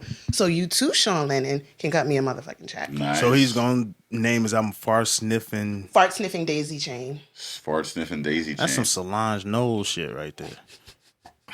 That's some human centipede. You like shit. that Solange? Yo, Solange is dope, right? She is very She's dope. so fucking dope. I don't And then even- she's just like gotten all up in the New Orleans culture. I love fucking Solange. love I love Beyonce, but I really love like It's a different level. it's with a Solange. different. They're different type. Like you're a lot more into Solange, who she is as a person, and not Yeah. saying that Beyonce isn't a person. We just like she keeps a lot of that to herself, and Solange is just really open about who she She's is. fucking dope. Yeah. Yo, you listen to Solange shit? No. Her music is dope. Her little videos. I fucks with Solange. Her clothes. I love her clothes. Tony can't talk no more. No, she. I ain't gonna go into that. I It's don't. gonna be- I mean, it's crazy when I look at my Pandora. I don't listen to a fuck ton of women like singing. You gotta listen to women, my G. all of the women I listen to are What? all like R&B, 70s, 60s. You know what I mean, Patti LaBelle's, like Mary J. Blige, Whitney women, Houston's, though. like So you don't listen to Aretha Guapole? Franklin's or whatever. Huh? Guapole. You've never listened Guapole? to Guapole? Nah, I mean, I'll get into some Jill Scotts. You know what I mean, your Erica Badu's, whatever. Okay, so like, you listen to women. You to have to women. listen to Dude. women. Like I just there's not a sometimes lot you of gotta- new shit that I'm listening to But that like I don't. Nothing that you feel is new. Nothing that anyone feels is new, like a new feeling. Everybody has felt that before. No, I'm just saying there's no new women. Like there's no new artists that I've been really like. And Solange is I don't know. Like, I don't know. Like, did she have like? I didn't even know she sang. I thought she was just Beyonce's sister. No, Saint Hadley and the Saints and what the is it? Something Dreams. I'm forgetting. Yeah, I thought she was just Beyonce's sister. No, she's had Like, a for few. real. She's had a Like- few songs, just not as. She's had a few albums rather, just not as big. Like It's the more of a president's conscious daughters, feel. or just It's- like the I don't wanna president's call it daughters. feminist, but it's more of a conscious of how she's very conscious of how women. I would say feel she's and kind of shit like a neo soul. right, but she's neo soul in effect, but there's her sound is different. Yeah, Her sound it's more eclectic. yeah. Different sound. She has this. She borrows from like the Marvelettes back in the day. The way she'll it's like a fucking dope persona. You know who reminds me of her? Tracy Ellis Ross, and she has that same type of movement, a groundswell where people are into her as a person. She's very attractive, but not in the typical. You know, man. She got a booty on her. She has She a got wagon, son. cake. She's got a Wells Fargo wagon like that. She got a wagon. She I dragging, brother. don't know too many people with 3 names, so I don't know who Tracy Ellis Diana Ross Ross's is. daughter. She was on that show Girlfriends for like ever. See, I didn't watch that either. You just motherfucking. say She's on Blackish. No, I know who. I know when you said girlfriends, it's the Oh. light skinned chick with the long face. Yeah. She had the fro, If light that's skin. I how you hate roll- the fact that I have to say yes. That's what But you're you gonna. knew who I was Because talking on about when I said it. on paper, she's not the most attractive person. Yeah, she by had the big physical eyes or whatever. description, Yeah. but it she's- works. She's yeah. Diana Ross's daughter. Yeah, like they, yeah, she yeah. looks like I know who you're a talking about. younger, bad version of Diana Ross. Yeah. But Diana Ross was She makes bad in her music? day. She's bad. No. Yeah, no, she's she's an an actress. actress. Yeah, I I was just gonna say said that. that Solange reminds me of her. Good because she has that Kinda same with that like, feel, that and kinda- that same face. Like the They're head. very they're very strong individuals. They've got like the way- narrow heads and faces. Like I they're both mean- like they both have a general light skin, narrow face, afro like type thing. I'm you know talking what about I their mean? persona more than their physical But they appearance. both don't they look like if I were to tell you if they were cousins. Solange was her daughter, I would believe it. Exactly. To be fair, like there are a lot of pictures of like Solange fashion wise where she really does look like she's They push channeling the Diana envelope on Ross. it, yeah. So Yeah, so then I'm not far off. I'm not an asshole you're not for calling out the fact. Don't. I said feel she like had a saying long not an face. asshole is really Okay, We I'm try an to get our asshole. flow there. I'm an asshole. listen to how he but I'm described her, I'm like, not who a- is she? Is I'm she not the a chick on fucking Girlfriends? asshole. You talking about the bitch who look like Flicker? The one with the long face. Like, I'm not gonna say yeah her. Like, Like, I don't feel confident that you wouldn't present her like with a garland of roses and hang them on her neck right now. I wouldn't. Not like I mean, she's cool. She's cool. I've been called worse. I've had 89 episodes with this nigga. and Wow. So I mean, they got long faces. man. It's cool. It's cool to have a long. They rich. And they ain't feel too bad. They ain't listen to this podcast like, oh, I'm down about myself. Hopefully I'm gonna they drink. listen to this 'Cause- podcast. Come on, Solange. I want to hear about your next album. We're gonna get you on Super Luscious. Yes, You and Solange would be a good one. that would be so nice. fun. That would be Who would be your dream guest? my dream guest would really be Kim Coles. My dream Really? guest is Kim Coles. From And Living it's, Single? yeah, I don't because know much and about her. the reason it would be was because when I was a young chick trying to be a young funny nigga, she was one of the only women that I saw doing stand-up comedy. And I saw her on I feel like it was Showtime at the Apollo. I was on Showtime at the Apollo and I thought her bit was hilarious and I memorized it. And she's one of the women who inspired me to use the funnier parts of my voice. Being Southern, a girl, whatever, you can be funny to a point, and then your parents are like, okay, cut that shit out. You need to go and be a lady. And that was like being funny. I felt like I didn't have to be a lady then, and my parents kind of allowed it as long as I was funny enough and not cussing. And so, yeah, it would be Kim Coles because she's kind of the person that pushed me into being what I'm doing. Damn. Yeah. That I didn't expect. Yeah. Well, I didn't know Kim Coles did stand up. I didn't Well, either. when she started out, she was on In Living Color really Yeah. early on. But she did a little bit, she did a little bit of stand up. She was one of the first, and I mean, there were a lot of other women who did stand up, or enough women who did stand up afterward that, I dug into them. Do you but follow stand up now? Not as much. I do a little bit because some of my close personal friends are stand-up comedians. Okay. There's the Bad Advice Show, which is also on the network that I'm on, CSPN. And I kind of produce / pipe in on that show from time to time. And it's Sarone Russell and Gordon Baker Bone. They're both stand-up comedians. So Are they? Sarone was hilarious. Sarone is a fucking nut. I thought he was part of the Decepticons. He is part of the Decepticonics. Yeah, but all of them did not don't do the podcast. So they so it's just him and Gordon, who's also one of the Decepticonics. And so dealing with them has kind of gotten me back into what's going on with stand up now. Have you heard about the Ashima Franklin shit with her and Kat? No. She's a Southern comedian. That's the only reason I asked. She tours with Kat, and then she's saying that he held her hostage for a couple days. And yeah, this nigga Cat can't win, yo. And I wanted him to win so bad. You want He him getting to. all types of allegations. I don't know. I don't believe it. I don't. I haven't heard He might anything, be a so I little- can't. He might You have were some touring borderline- with him. Sometimes. So you went and performed after this? I mean, okay. So here's the thing, though. As a woman dealing with dudes in media, sometimes that's still like you still need to check. Yeah. Like you still got to get your check. And that's the thing. Like when the whole Cosby thing, when people were like, "Oh, why are these women doing that?" Like, it's the money motivation, it's the power, it's the whole nine. And it's like you get into situations where like you get in a situation where like some dude violated you. He's rich, he's powerful, and he controls your meals.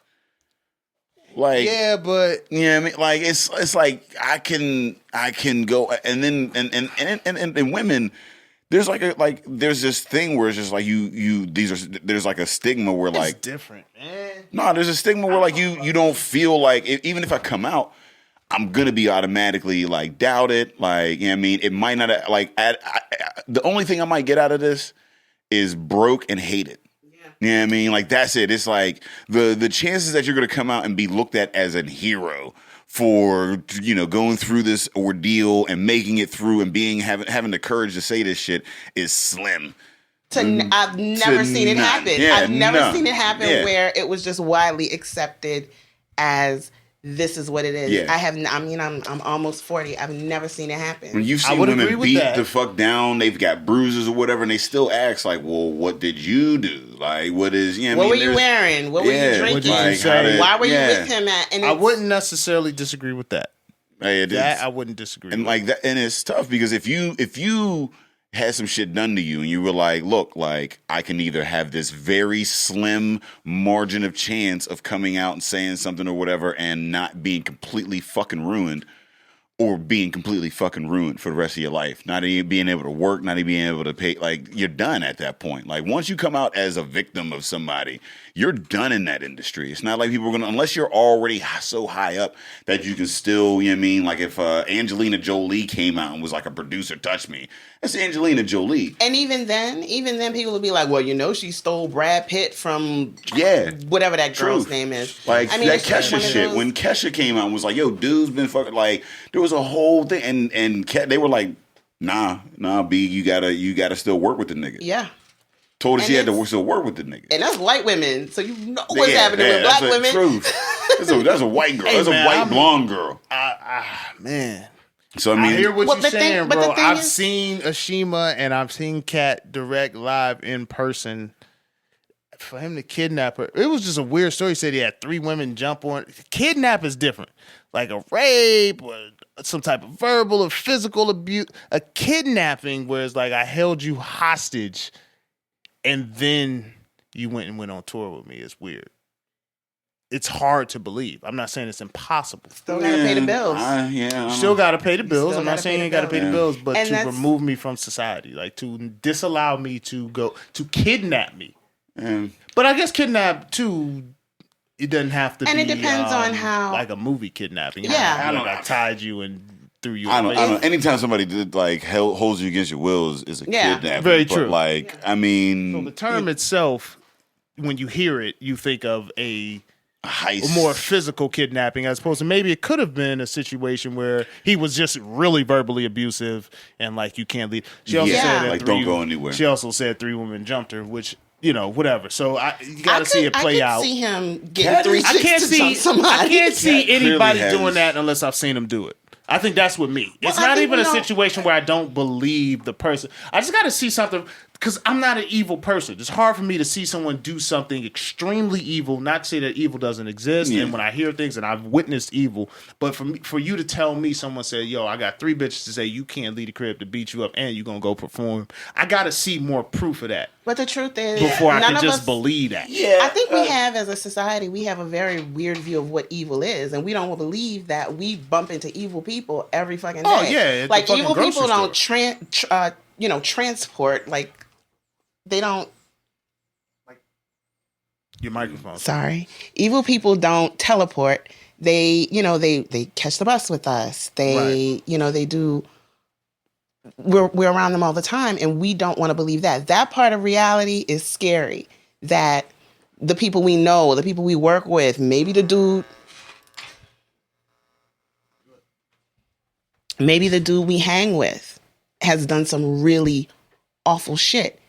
And that part is scary. Well, that's for because us. I think it goes back to like idols or whatever. When we grow up, we were taught this history of like infallible people, like Martin Luther King's and George Washington's and Caesar. I mean these figures that led the way, and they were like these stunning people that don't have any type of like bad traits or whatever. And you grow up and you believe that that's a thing that's possible. They teach you about Jesus, and they teach you about like teachers, and like the first time I like realized that the teachers might be fucked up people. Yeah. Like, or even your parents, like like as a kid, Santa Claus, like they teach you that this infallible person is a possibility. So once you have that as a foundation, like there are people out there that exist.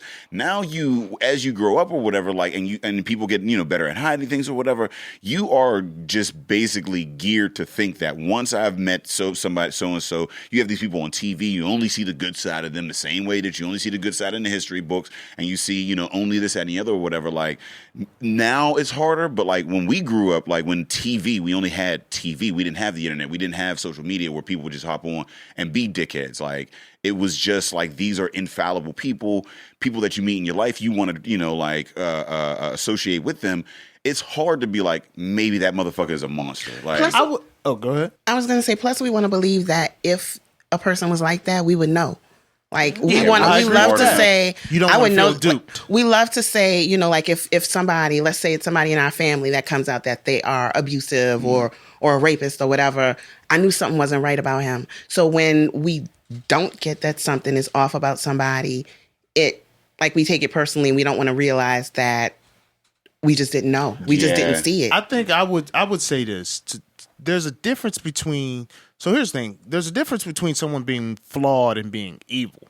And I think the thing about evil, I think, speaks more to what she was saying, where you would see, and I think that's why it's hard for me with Kat to automatically sympathize with the accuser, which you should do, I guess, to a certain extent. But when it's an accusation of that magnitude, it's almost like, damn, like you got to be like, to just see it to see it in print, you got to be like, so what can I see that kind of aligns with what this allegation is? Because human nature is to, okay, you said this, what do I know? But like about he this was on the person? ground fighting 7th graders, wasn't he? He was on the ground fighting 7th So like he graders. ain't right. But There there was was a also backstory. more to that Yeah, there was a story backstory. than him just being a dickhead and fighting a 7th grader, But, right? yeah. So there's always a backstory. Yeah. There's always a backstory, and I think a lot of times you are more inclined to say, well, nah, this person would never do that, than to say, wow, this person would never make no shit up like that. Well, see, I just think the magnitude of the accusation, I Yeah. think that's why with Cosby was hard. If someone said, yo, I caught Cosby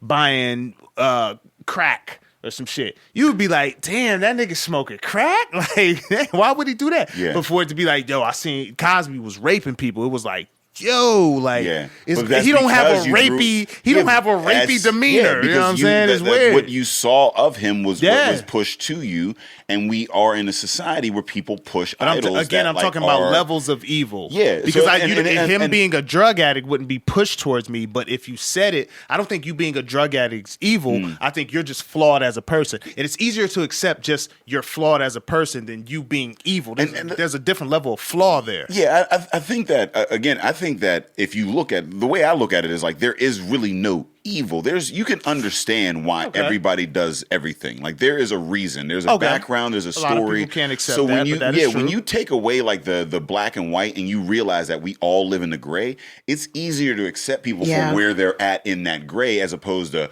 holy fuck. You know what I mean? And that's what that's what I try to tell people is like, you know what I mean? Like, you know, when you draw these lines and you're like, you know, this is what it is and this is what a good person is, then you don't have any gray in between there. You can't understand people. And sometimes people take understanding for condoning the behavior. Because I want to understand why a grown man may have sex with a small child, because I want to understand how they got there, somehow I'm condoning that. And I'm not, no, he should probably go to jail for the rest of his life and should be cut off from society. But I want to understand how he got there so that I can save, prevent other people from getting there. And when you have that understanding that like really evil is just a word we put on it, everybody has flaws. We just got to understand. And when you have that evil, that's what stops taboos or what stops people from saying, look, I do this shit, bruh. Like, is this healthy? Is this not healthy? Because once you come out as somebody that likes to drug women and have sex with them afterwards, that's an evil. That's taboo. Now you're ruined as opposed to like, hey, I've got this thing. I need to seek help. But the weird thing about Cosby was that back in the 60s, he had bits about that. Yeah. Like, he was, like, there were audience of people who were like, ha, ha, ha, But he's drugging bitches. it was wildly acceptable. Widely you know what I mean? Like, that's the accepted. thing. Like, it was a part of the culture. This is like, still a very new thing where people are accepting of the fact that when you take away someone's choice through drugs or alcohol, that's rape. Yeah. Like, this is a really new, not saying that on its face, it's new that it is rape, but as far as us accepting that as a society, that's still really, really new. Yeah. So people did not want to, they definitely didn't want to accept that from America's dad. Yeah. You know? He said it. It is on record of him saying that, and there are still people who will defend him to the death. Like, no, he would never do that. And he's like, nope, the nigga's on tape. Here's what I'll say, because I think evil itself represents a level of selfishness where you will exceed taboos to get your shit. You know what I'm saying? There's a But level you don't of think humans are selfishness. naturally selfish? Humans, it is taught in psychology, intro to psych, that humans are naturally selfish. There's a level, again, when he speaks of taboos, if you will go past the things that will divert you from that selfish, pursuance, then you could be evil. Like if you're willing to blow shit up so people think like you, that's evil to people, because I want people to think like me. I want people to be like, yo, that motherfucker's right. I'm just not willing to kill people over it. You know what I'm saying? Like but with the taboo thing, like we all do things that were at some point taboos. You know what I mean? And as culture progresses, and there's honestly, like I'd read this article about the fucking, like, I think it's called like the black internet or some shit like that, like, or the dark net, where like they got this whole, what is it, Nambler or some shit like that, where it's like a whole ass society of niggas that get together online and talk about fucking boys, and it's like, and the thing is to them, they're like, these guys just don't get it. Same thing that like when we say like, oh, support local comedy, these guys just don't get it. You get around people that say the same shit, you start to think that you understand something that they don't understand, as opposed to, bruh, you probably shouldn't just be fucking little boys. You know what I mean? Some like, examples I just can't get with. You know what I'm saying? Like, your thought process I can fuck with. It's just you got to go with the extremes. And I'm just saying that, like, that is why, like, some motherfuckers is evil, dog. Some motherfuckers is just so selfish that they're willing to say, fuck your societal norms, fuck your taboos, fuck how you feel. I think this shit is right. But think about when you want to do something that probably ain't kosher, and you softball it to somebody looking for advice. You're asking for advice, but you're also low-key wanting that to be, you want to be validated. You want to be affirmed. And if somebody like shuts you down, you're like, okay, I'm not going to say anything about that to them. But once you find somebody who kind of is Yeah, I feel like that too. You get that, like you're forming these communities, these societies, and that's how things like that thrive. That's how associations like that thrive. Yeah. And all you need is enough people that think what you're doing is okay. And when it But comes I don't to think that takes away from the level of evil that it is. Well, see, But I don't think everybody starts out being evil. I don't think people start out being evil. I think some people are. I think there are a lot of people who do evil things, but they have convinced themselves that it's okay. Yeah, 'Cause everybody they're thinks they're a selfish good to me. person. I think Most 'cause people they're think that they're a good selfish. person. Absolutely. That's why I think evil itself doesn't lend itself to a necessarily horrible act. It's a level of selfishness.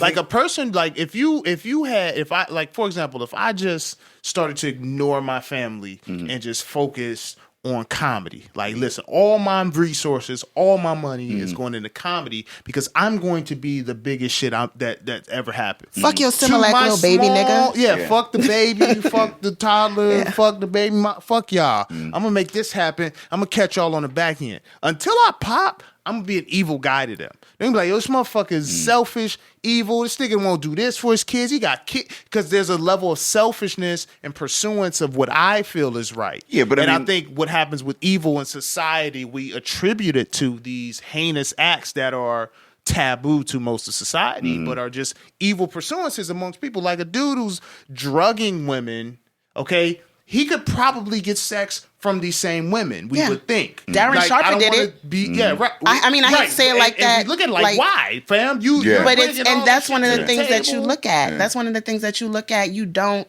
It's like these Derrick compulsions Rose where you on don't it. have to do that, but you know, Right. this so, is. so what is it though? It's I want sex this way.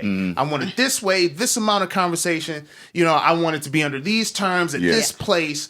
I want this shit to be how I want this shit to be. And there's a level of selfishness where Absolutely. you like fuck what everybody else say.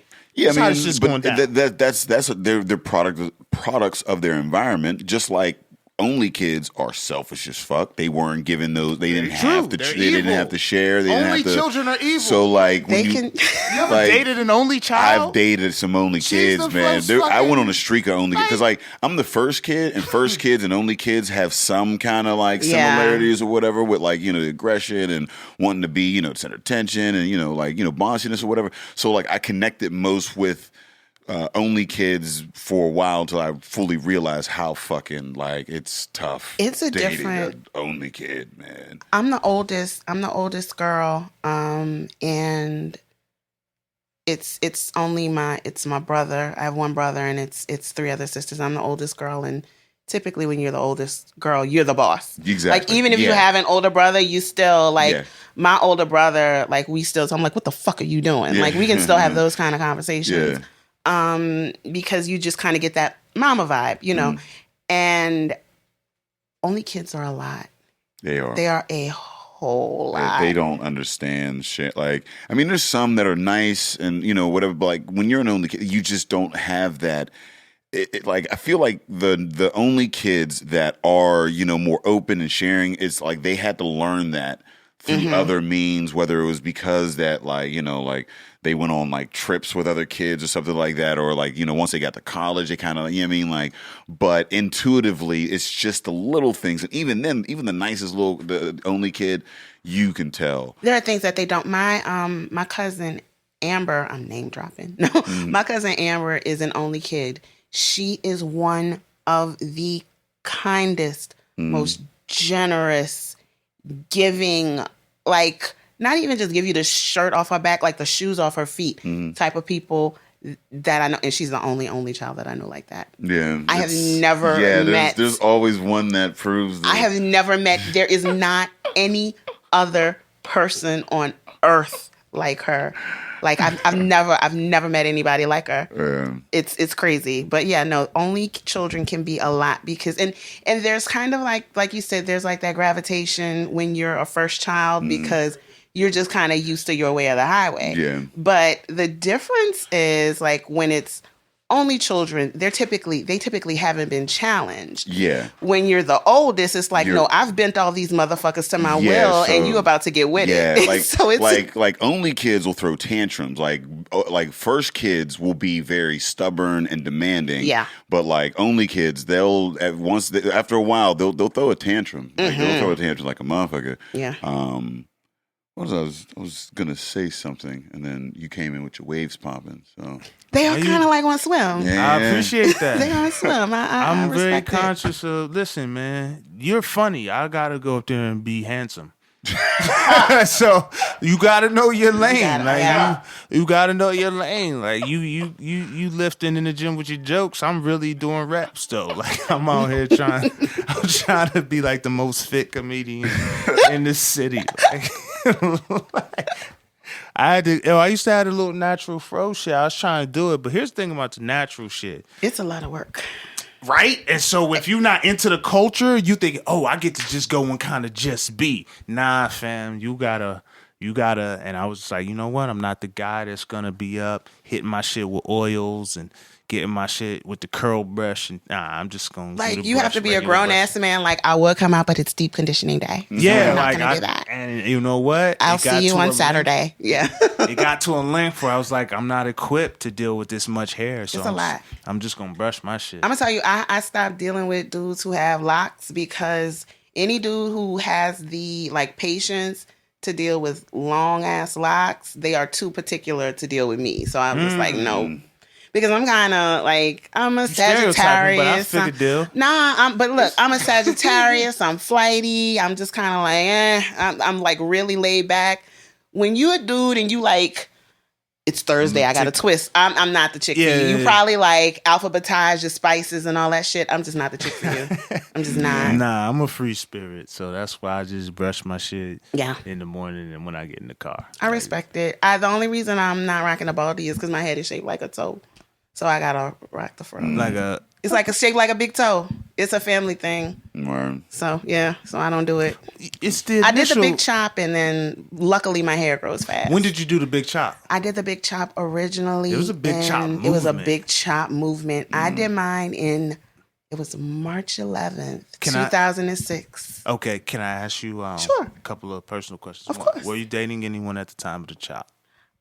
Like seriously dating? The dude I was dating had technically just fucked up, but I didn't know it yet. Okay. If that makes sense. Did you tell him about the chop? I can't remember. Why do y'all not tell us I think I about the did. chop? No, I think I did. I feel like I did, but for him, it wouldn't have been an issue anyway. It's not that It wouldn't have been. It's not. So here's my. But I think I. But Still we need to give an advance notice. That's what I'm 'cause saying. we I had- don't No, know I had- what the fuck is going on. I had somebody chop now. it down.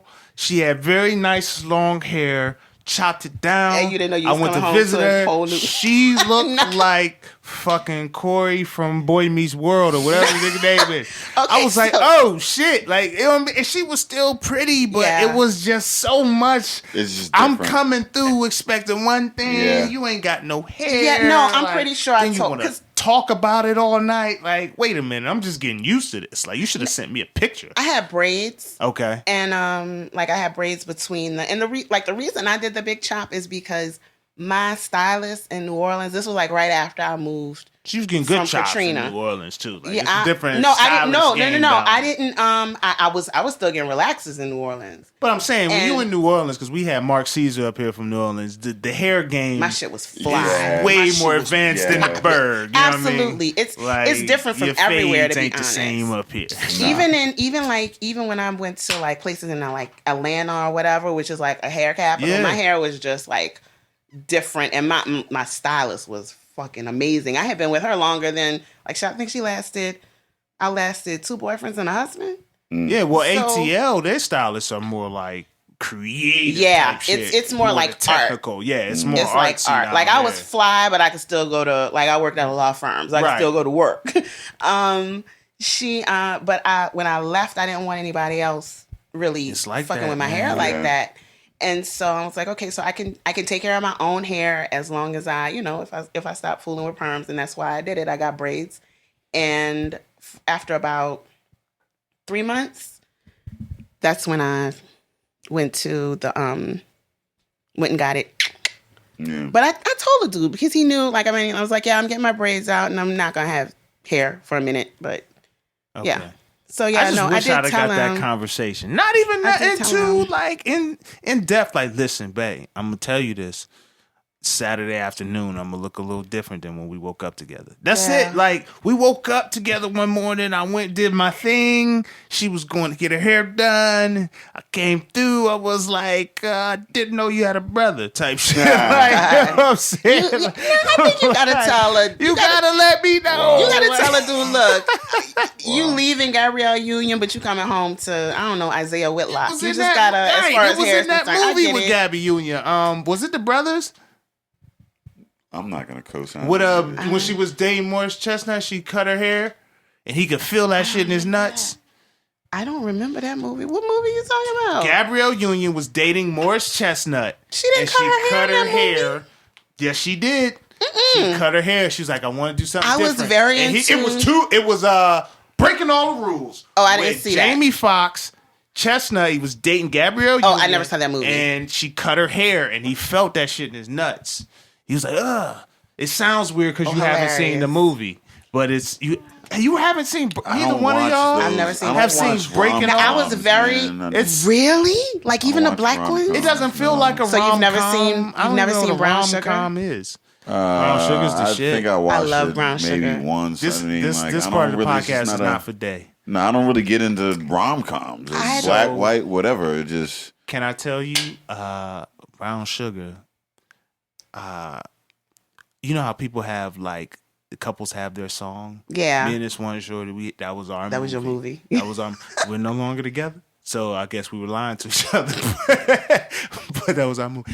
Can I tell you the movie that gives me all the quote unquote feels? Fucking Loving Basketball, man, because of the soundtrack. That was an They amazing play soundtrack. the perfect songs at the perfect time to make you feel some type of. They start that movie with the Al Green. But at that time, the soundtracks were just so dope. Like Soul Food, dope. Woo! Waiting to Exhale, dope. The Wood. Love Jones, dope. The Wood, dope. Like Waiting to Exhale. that changed my life.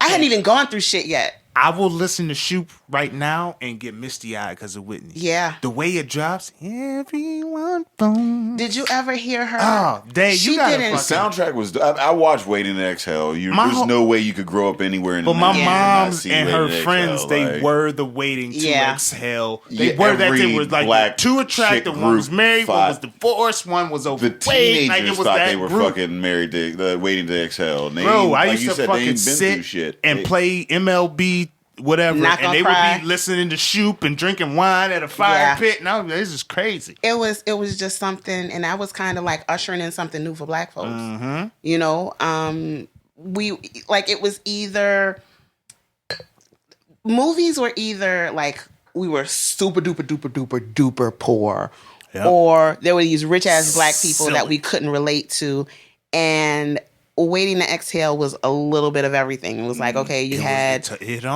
like the working class mother, you had the rich, the rich mother with the rich husband who was going through shit. And You had the hoe. Yeah, you had the hoe. Like everybody has the hoe friend.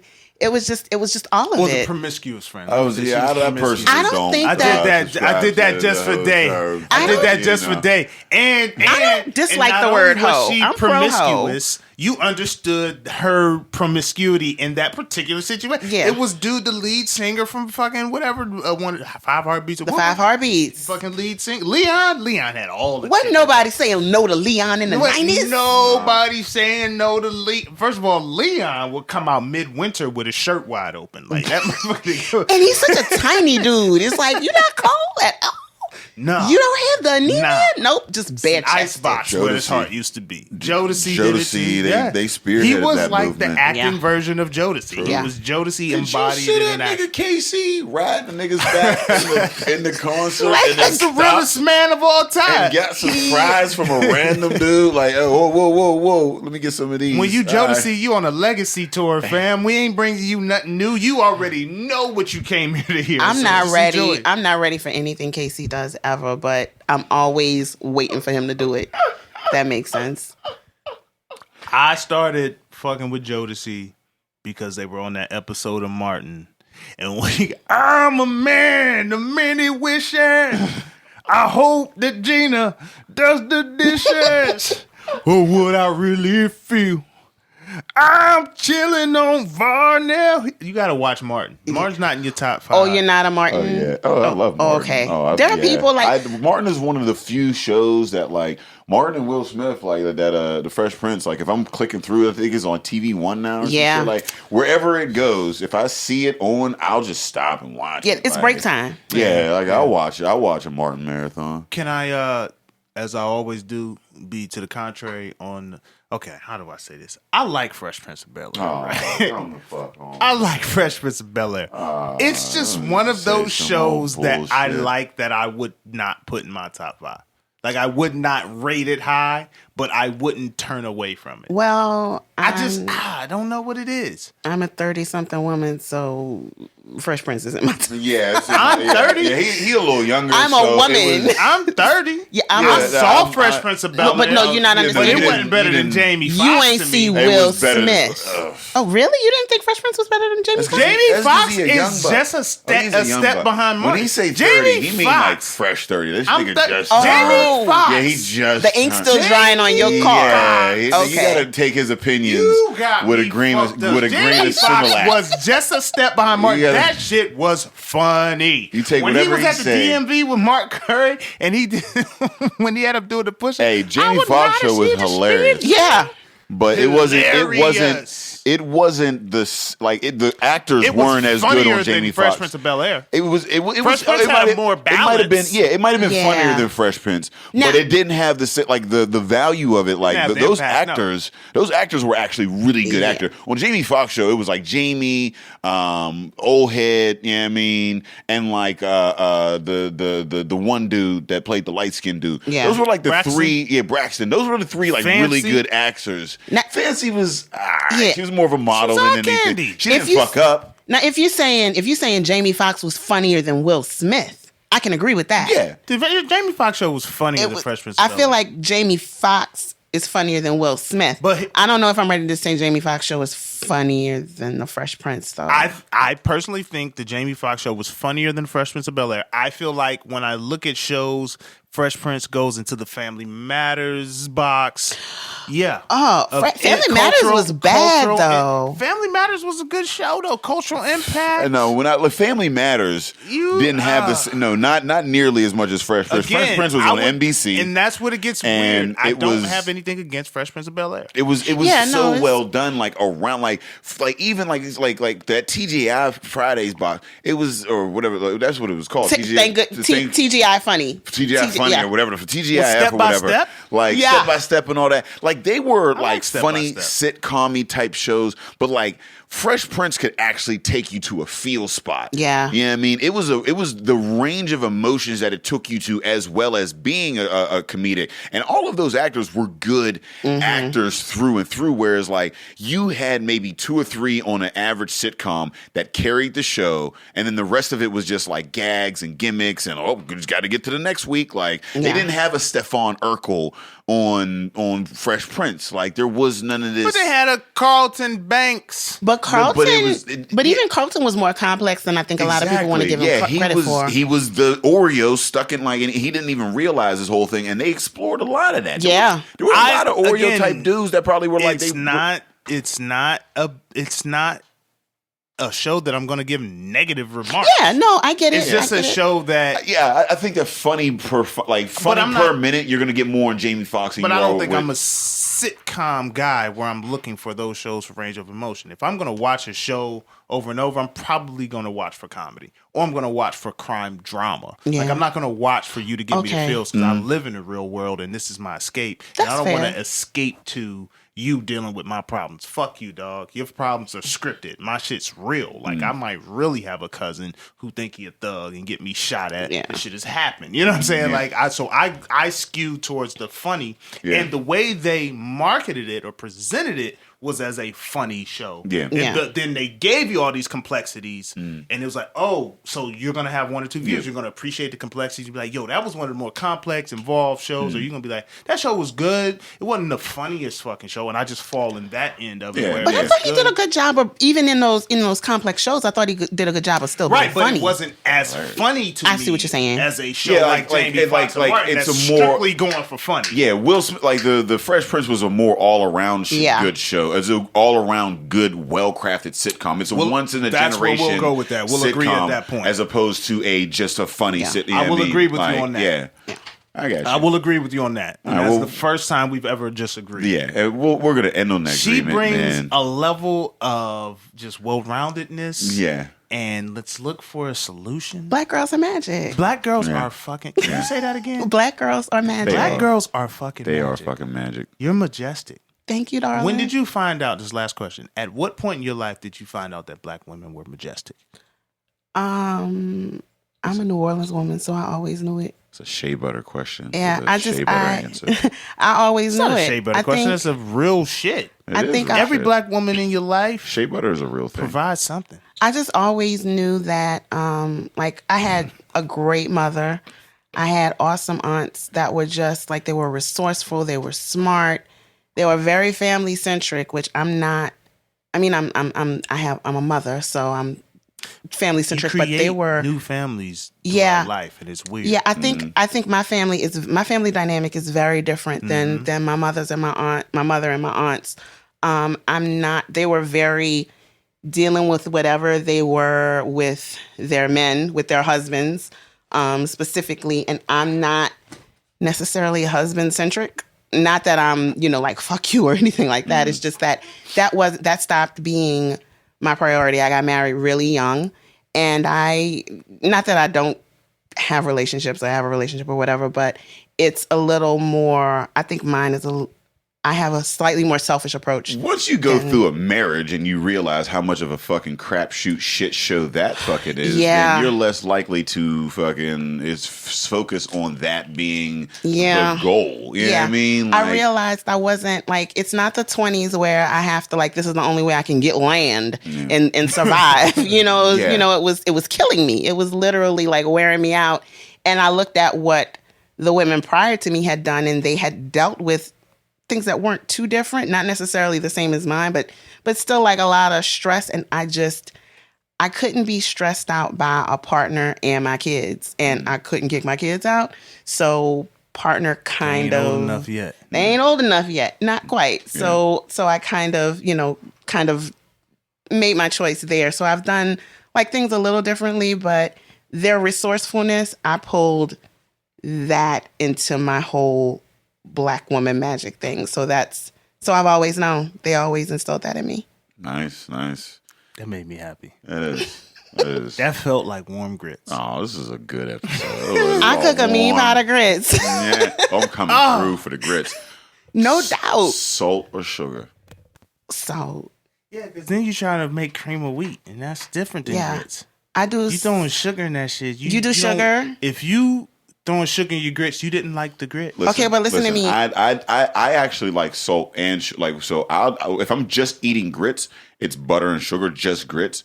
But like I like salty things. Like I'll throw like sausage and bacon in there. Like I've had oyster and grits or whatever. So like I like grits are just a grain and you can make it whatever you want. But if I'm gonna have like I grew up eating, if I was just gonna have grits, it would just be a bowl of grits, butter and sugar, and the shit was fire. Yeah, I do salt. I do a lot of cheese. I do cheese. and salt. So yeah, that's what Cheese, I yeah. grew up That's with. what I like. I throw the eggs, the sausage, and some cheese in that bitch. Throw a little, so yeah, that's you can dress I them throw up, dress them down, hook dress up them a little side. bit of like pepper flakes. You know what, man? All right, so we Where can they find you? Yeah, where can they find? They you? can find me. They can find me, of course, on Twitter. Beauty_Jackson. Please say the underscore. Shout out to Weezy. Right. Damn, And- there's so many questions I didn't get to ask you guys. Well, then that just means you have to have me back. Yeah, it is part Right? two. And y'all gonna have to come on the Super Luscious. So, I might be nice and let y'all ask me a question or two. Nice. I'm gracious. You can also find me at redbeandreams.com, thegoodandterribleshow.com, and CSPN.us. That's the network where you can find not only the podcast that I'm on, but also the ones that I produce. I co-produce Bad Advice Show with Sarone Russell and Gordon Baker Bone, and I also produce a sports podcast, Know the Score. I'm never on that. Right. I don't know enough about sports to talk about it. I just know enough to get people who are smarter than me to talk about it. So you can find me all those places. Nice. Well, Where can they find us? Well, they can find us November 12th at the Playwrights Theater. We will have beer tasting with some of our good friends and brewers. We will also have T Robe. We'll have Dom Shuck DJing, and we will have a podcast afterwards with John Fetterman, Rick Seaback, and Baron Batch. If that's something that you're into, holler at us. It's at purplepass.com/partnerspod100 for the hundo. And if you're looking for us online, you can find us on epicastnetwork.com/partnerspod. You can find us on IG, Twitter, and Facebook at PartnersPod. You can find us on iTunes, Stitcher, Libsyn, and Google Play under Drinking We're Partners. Googleable. Hey, listen, we want to thank the beautiful Beauty Jackson for coming on Thank you for having and me. vibing out with us. It was a good time. It was a good time. I had a great time. We are looking forward to getting on Superlicious and Absolutely. saying Yeah. equally misogynistic things on my end. Because Dave misogyny is what makes you happy. No, well, okay, yes. That song is Verbal like misogyny. talk makes me about what happy. makes you happy. So let me tell you about these bitches. God damn it, Ed. I can't. I didn't say that. Did I say that? No, you didn't. You didn't. I'm an extremist. Verbal misogyny makes me happy because I don't have to live it. can I just say see very it. like sometimes I feel like if people listen to my like if anyone were to ever get into like my iMessages or my GChat, I'm getting kicked out the feminist club. They are jacking my card. Yeah, I think just I'm out. being able to say those raw feelings and not have to, like a lot of shit I say I don't live anymore. It's shit that I've experienced in my life though. Right. Like I ain't just making shit up. Like I've experienced a lot. So I think you bring that out in people. You bring that Black Magic, which was my favorite bat when I was playing for my high school. It's called a Black Magic. So Black Magic is real. And as always, Drinking Partners is the crew. Epicast is the family. And we out here.